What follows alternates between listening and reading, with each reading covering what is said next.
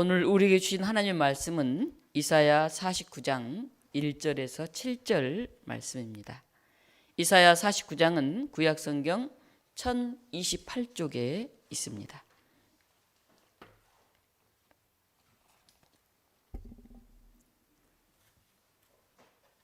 이사야 49장 1절로 7절까지를 제가 봉독하겠습니다.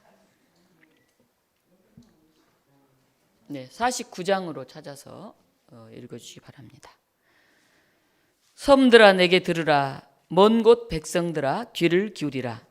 여호와께서 태에서부터 나를 부르셨고 내 어머니의 복중에서부터 내 이름을 기억하셨으며 내 입을 날카로운 칼같이 만드시고 나를 그의 손 그늘에 숨기시며 나를 갈고 닦은 화살로 만드사 그의 화살통에 감추시고 내게 이르시되 너는 나의 종이요 내 영광을 내 속에 나타낼 이스라엘이라 하셨느니라. 그러나 나는 말하기를 내가 헛되이 수고하였으며 무익하게 공연히 내 힘을 다하였다 하였도다. 참으로 나에 대한 판단이 여호와께 있고 나의 보응이 나의 하나님께 있느니라. 이제 여호와께서 말씀하시나니 그는 태에서부터 나를 그의 종으로 지으신 이시요 야곱을 그에게로 돌아오게 하시는 이시니 이스라엘이 그에게로 모이는도다. 그러므로 내가 여호와 보시기에 영화롭게 되었으며 나의 하나님은 나의 힘이 되셨도다. 내가 이르시되 내가 나의 종이 되어 야곱의 지파들을 일으키며 이스라엘 중에 보존될 자를 돌아오게 할 것은 매우 쉬운 일이라. 내가 또 너를 이방의 빛으로 삼아 나의 구원을 베풀어서 땅끝까지 이르게 하리라. 이스라엘의 구속자 이스라엘의 거룩한 이신 여호와께서 사람에게 멸시를 당하신 자 백성에게 미움을 받는 자 관원들에게 종이 된 자들에게 이같이 이르시되 왕들이 보고 일어서며 고관들이 경배하리니 이는 이스라엘의 거룩하시니 신실하신 여호와 그가 너를 택하셨음이니라. 아멘.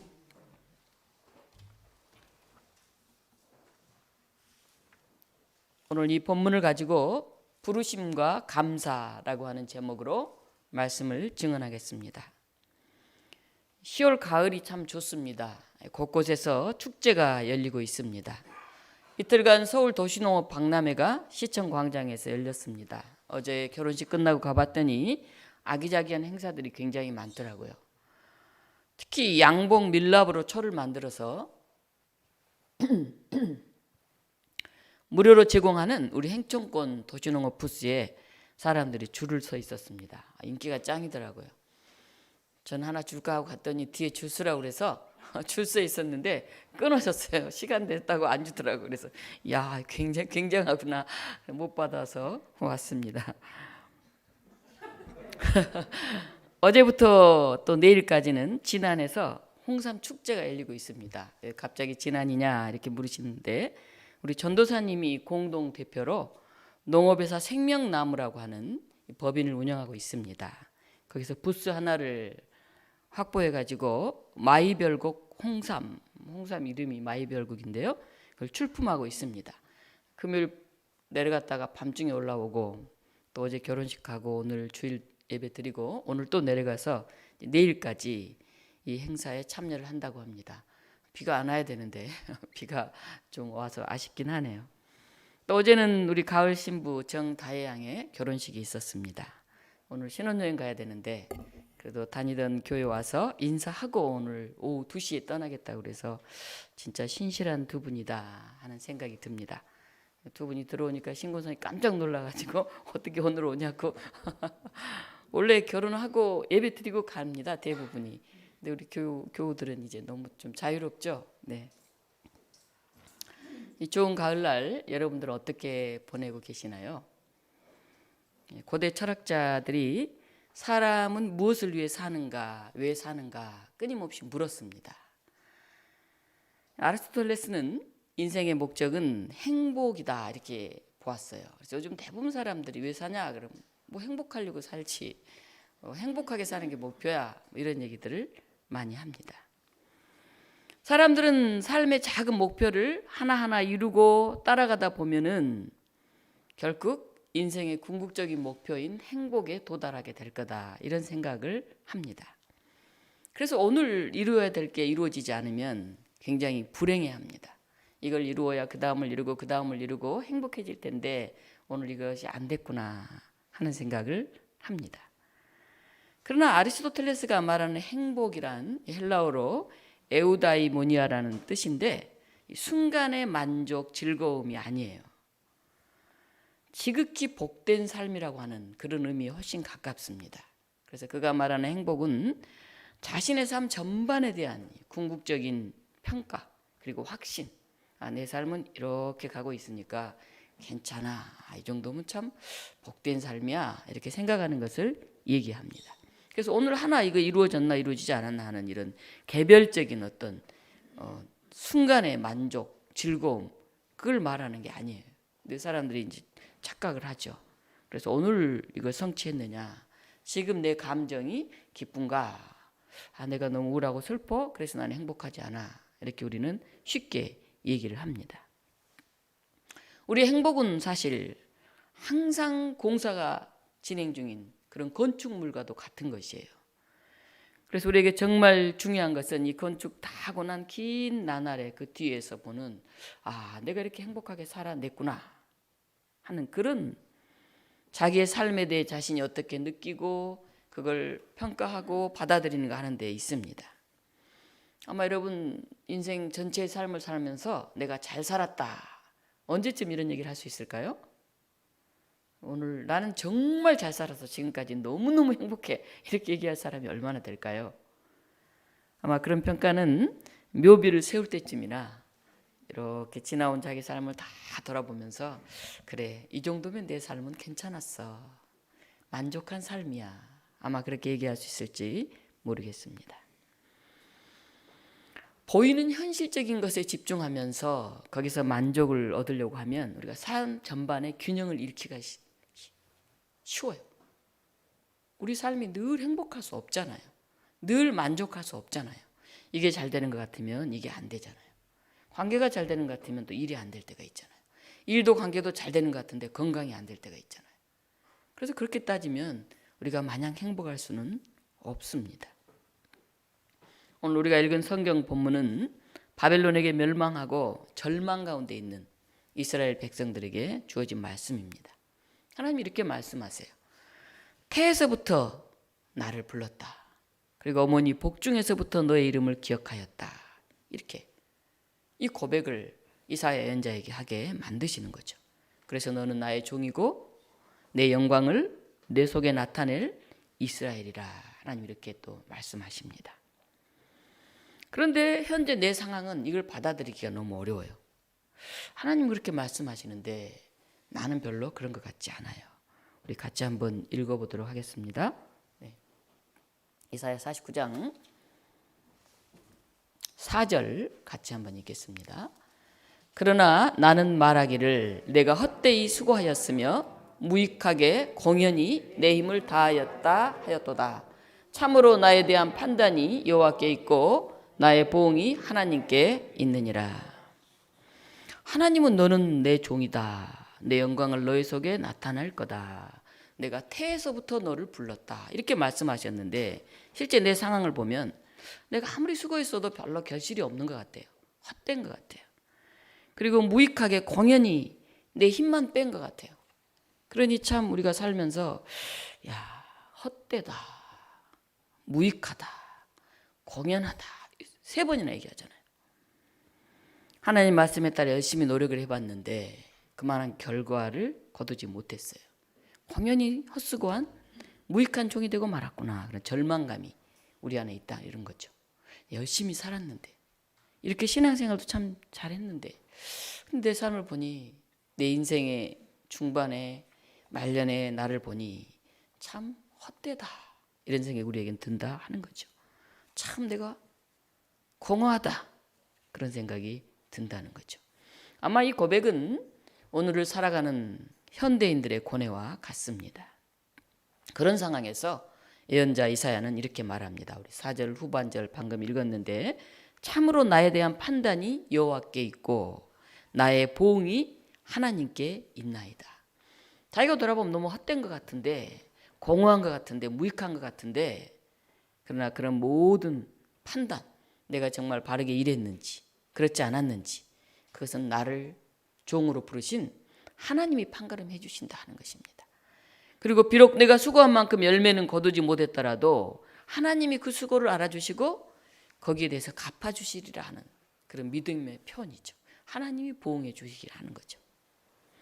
수고한 결실이 없는 절망 가운데서 하나님을 새롭게 만나고 고백한 애언자는 자기 인생의 의미를 다시 찾습니다. 우리 5절 제가 표준 세번역으로 여러분에게 읽어드리겠습니다. 내가 태어나기 전부터 주께서는 나를 그의 종으로 삼으셨다. 야곱을 주께로 돌아오게 하시고 흩어진 이스라엘을 다시 불러 모으시려고 나를 택하셨다. 그러나 나는 주님의 귀한 종이 되었고 주님은 내 힘이 되셨다. 주께서 내게 말씀하신다. 여호와의 종은 일찍이 하나님께서 자신을 어머니 뱃속에서부터 주님의 종으로 만드셨다고 다시 확인하고 있어요. 그래서 이렇게 지음받은 내 임무가 뭔지 그는 자기의 입으로 고백합니다. 하나님이 종으로 삼아서 맡기신 일은 하나님의 백성을 다시 하나님께로 돌아오게 하고 모이게 하는 일, 그거라는 거죠. 이스라엘을 하나님의 품으로 다시 되돌아오게 하는 그 영광스러운 일, 그걸 하나님 맡기시려고 나를 태어나기 전부터 주님의 종으로 지으셨다는 거예요. 그러니까 이 나는 하나님 보시기에 너무 존귀한 존재가 아니냐 하는 것입니다. 나를 통해서 그런 일을 하신다는 거예요. 지금 포로로 끌려갔고 멸망당하고 어찌할 바를 모르는 고통 죽이고 좌절과 절망 가운데 있는 그들을 나를 통해서 하나님께로 다시 돌아오게 하신다는 거예요. 그 하나님이 바로 내 힘이라는 거예요. 그래서 자신의 신분, 자기의 사명을 다시 깨달았죠. 사람이 살아가는 데는 이 세 가지 모습이 있다고 그렇게 말합니다. 우리 키에르케고르는 인간의 세 가지 실존에 대해서 얘기하고 있습니다. 심미적 실존, 윤리적 실존, 종교적 실존이 바로 그것입니다. 우리 김기현 씨가 곤고한 날에는 생각하라 하는 책을 쓰면서 예수님의 탕자 이야기, 우리 누가복음 15장을 통해서 인간의 세 가지 실존에 대해서 이렇게 풀어놨는데 굉장히 참 잘 풀었다 생각이 들더라고요. 하나는 심미적 실존이죠. 아름다움을 찾는 거. 그래서 삶을 즐기는 태도로 끊임없이 아름다움을 찾아 떠나는 것이죠. 둘째 아들의 모습입니다. 그는 인생의 아름다움, 삶의 즐거움을 찾아 떠났어요. 엄연히 아직도 살아있는 아버지에게 자신의 유산을 달라고 요구를 합니다. 굉장히 망나니 같은 모습이죠. 아버지가 저절로 준 것도 아니고 아직 돌아가실 날이 된 것도 아니고 내 목 내놔요. 그게 자기 몫인가요? 아버지까지. 아버지가 줘야 자기까지. 근데 내놓으라고 그래요. 그리고 인생의 아름다움을, 자기 욕망을 그걸 찾아서 떠났는데 집 나간 이 아들을 통해서 이 쾌락에도 한계가 있음을 보여줍니다. 두 번째는 윤리적 실존이죠. 우리는 보편적 삶이 이루어지길 원하고 모두에게 공정한 그런 정의가 이루어지길 원합니다. 근데 우리가 도덕적으로 살려고 노력하면 할수록 나는 안 되겠어. 나 힘들어. 내가 남을 돕는 것도 한계가 있지. 나도 내가 살아야 되겠어. 이런 생각 좀 하잖아요. 내 안에 욕망, 내 안에 이기심이 이게 너무 많아서 나도 아직 부족한데 이거 더 나눈다는 거는 힘들어. 자기 욕심을 더 크게 보게 됩니다. 그래서 자기를 때로는 용납하지 못해요. 내가 왜 이렇게 욕심이 많지? 내가 이렇게 사랑이 적지? 절망하게 됩니다. 때로는 다른 사람한테 엄격하게 말해요. 당신 왜 그따위로 해? 왜 그렇게 못해? 왜 도덕적으로 윤리적으로 못 살아? 이렇게 지적질을 하죠. 도덕과 윤리는 인간 삶의 아주 근간이기지만은 결국은 이 윤리로 사람을 구원하지 못해요. 내 속의 이기심과 욕망을 우리는 더 분명하게 보기 때문에 그래요. 동생이 떠난 후에 아버지 집에 남아 아버지와 함께 일하는 큰아들의 모습이 그래요. 그는 다시 돌아온 동생을 반가이 맞으면서 아낌없이 베풀고 잔치를 여는 아버지에게 대들어요. 아버지, 정의롭지 않잖아요. 공정하지 않잖아요. 그렇게 얘기합니다. 그렇잖아요. 열심히 일하는 아들에게 그거 많이 줘야지. 전부 다 방탕하게 써버리고 돌아온 그 아들에게 잔치를 베풀면 공정하지 않잖아요. 요즘 젊은이들이 그래, 20대들이 공정하지 않습니다. 이래요. 근데 그건 그들은 몰라요. 자신들이 서 있는 자리 자체가 부모로부터 조건으로부터 주어진 것이라는 걸 몰라요. 그래서 그 자리에 이룰 수도 없는, 쳐다볼 수도 없는 사람들 향해서 공정하지 않잖아. 노력하지 않았으니까. 이렇게 말해요. 우리는 노력하고 이 자리에 있으니까 당연히 많이 받아야 되고 표현해야 된다고. 그 공정은 어떤 위치에서 보는 공정일까요? 큰아들은 아버지의 것으로 아버지가 하는 일을 재단하고 평가하면서 어른 노릇을 하는 이 큰아들의 반항을 봅니다. 이 윤리적 실존인데 그 안에 공허가 있죠. 마지막으로 종교적 실존입니다. 망나니 페르나 같은 둘째에게도 아버지 노릇하며 대드는 바리새적인 큰아들에게도 아버지는 아낌없이 그냥 다 퍼주죠. 그리고 아버지가 큰아들에게 이렇게 말합니다. 예, 너는 항상 나와 함께 있지 않았니? 여기 있는 내 것이 다 너의 것 아니니? 근데 뭘 그렇게 따지고 대드니? 사실 이 아버지의 행동은 우리가 이성적으로 보면 또 경제적으로 계산해 보면 굉장히 무논리적이에요. 반시장주의적이에요. 열심히 일하는 큰아들을 격려해 줘야지. 다 그냥 재산 탕진하고 돌아온 둘째를 위해 잔치를 베푸니 화가 날만하지 이렇게 생각할 수 있습니다. 그런데 큰아들, 둘째 아들은 여기서 두 가지를 간과하고 있어요. 둘째도 나를 종으로라도 써달라고 해야 되겠다고 집으로 돌아옵니다. 하나는 뭐냐 하면 그는 아버지라는 것이, 또 하나는 뭐냐 하면 그는 사랑하는 마음을 가지고 있는 사람이라는 거예요. 이 둘이 고정상수예요. 아버지하고 사랑이. 무슨 돈을 다 잃었느냐, 뭐 종이 되느냐, 아들이 되느냐, 집에 있었는데 나는 왜 안 해줬느냐, 이게 중요한 게 아니에요. 부모니까 그렇게 하는 거죠. 사랑하기에 다 주고도 덜 준 것처럼 안타까워하죠. 어떤 부모가 이렇게 말하더라고요. 자식들은 부모의 마음을 죽었다 깨어나도 알 수 없다고. 자식들은 다 받고도 늘 덜 받은 듯이 당당해요. 그런데 부모는 다 주고도 늘 덜 준 것처럼 미안해요.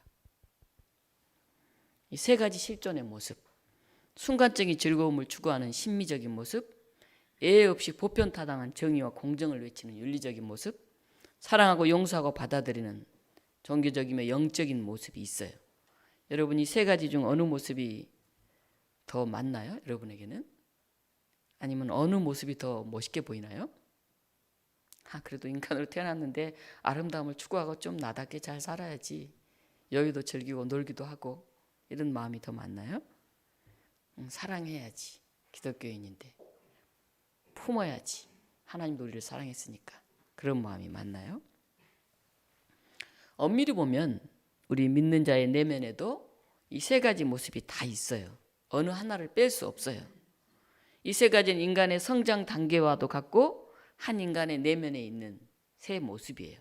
젊었을 때는 어떤 이들은 막 노는 걸 추구하는가 하면 자유롭고 뭐 아름답고 이런 걸 추구하는가 하면, 어떤 이들은 정의를 위해서 뭐 불의하면 화내고 막 으쌰으쌰 데모를 하고, 서로 다른 모습이 더 크게 있을 때가 있습니다. 이제 나이를 들어가면서 반대가 되기도 하죠. 내 안에 끊임없이 아름다움을 추구하고 편안히 쉬고 싶어하고 또 내 욕망을 채우고 싶은 욕구가 확 올라올 때가 있죠. 때로는 엄격하고 정확하고 옳고 그름을 분별하고 잘잘못에 따라 따지고 평가하고 상벌을 주어야 할 것 같은 그런 도덕적 모습이 확 올라올 때가 있죠. 어느 순간은 나를 온전히 하나님께 드리고 하나님의 사랑으로 모든 것을 헌신하고 나누고 싶은 그런 마음이 또 우리 안에는 있지요. 근데 어느 한 가지가 너무 절대적이면 우리가 굉장히 정신적으로 힘이 들어요. 자신의 욕구를 우리는 돌볼 수 있어야 돼요. 내가 놀고 싶구나. 내가 쉬고 싶구나.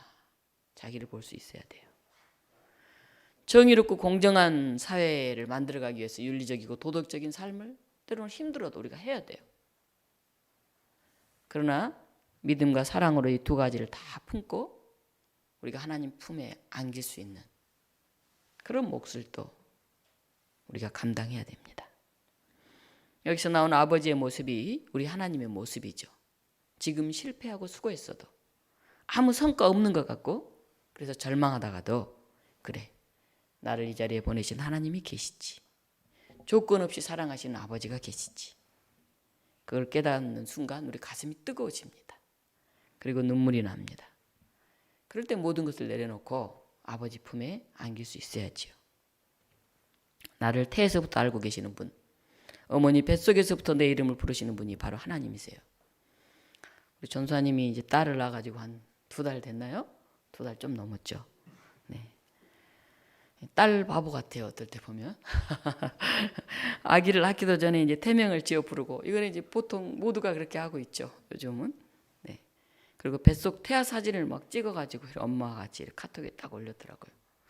약간 제가 보기에 조금 쑥스럽던데 젊은 사람들 딱 올려놓고요.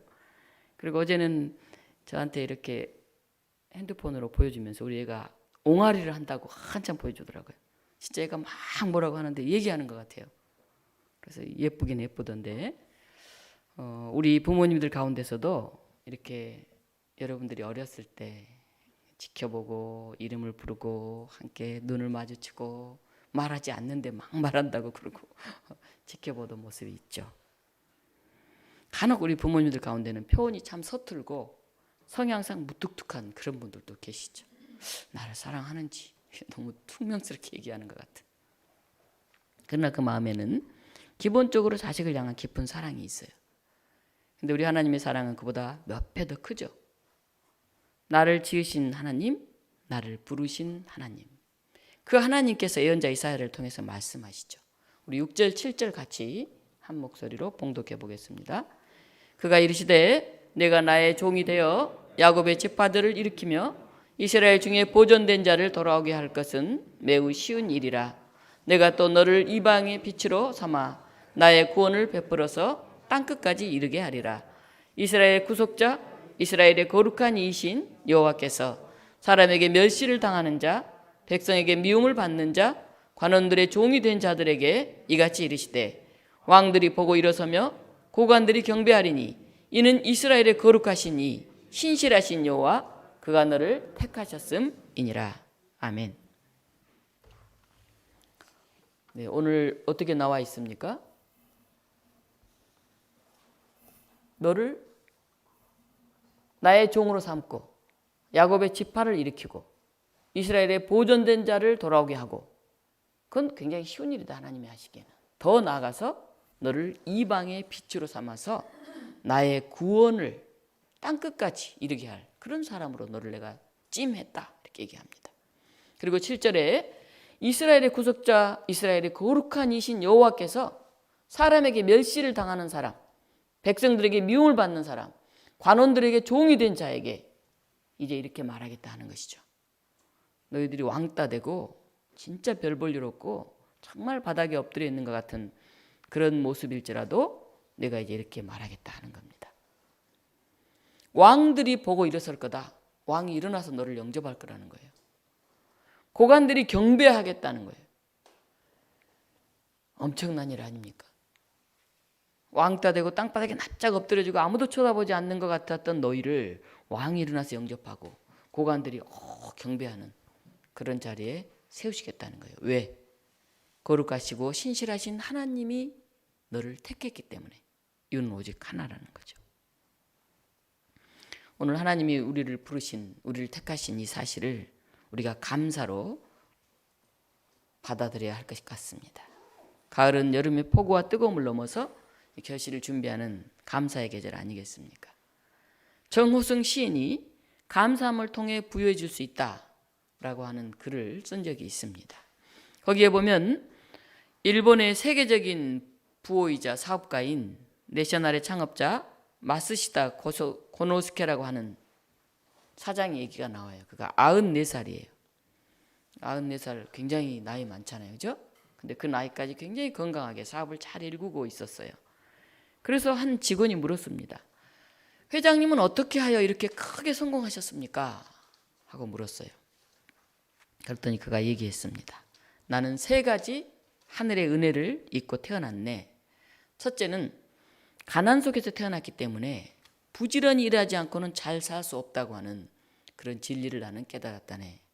2번째는 나는 굉장히 약하게 태어났네.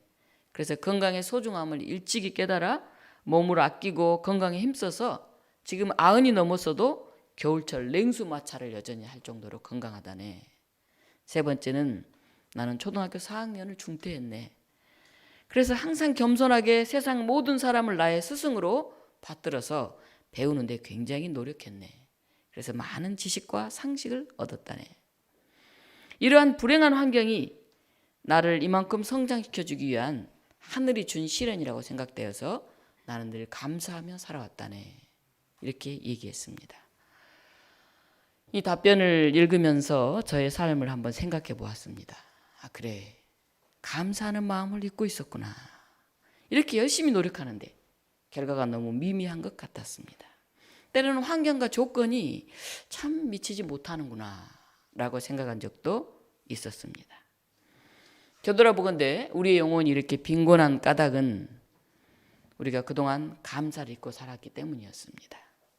나에게 왜 부족한 것이 많을까 하는 결핍의식이 우리 안에 꽉 차 있어서 내 자신도 때로는 싫어하는 사람들이 있어요. 자존감에 상처를 입고 난 부족해.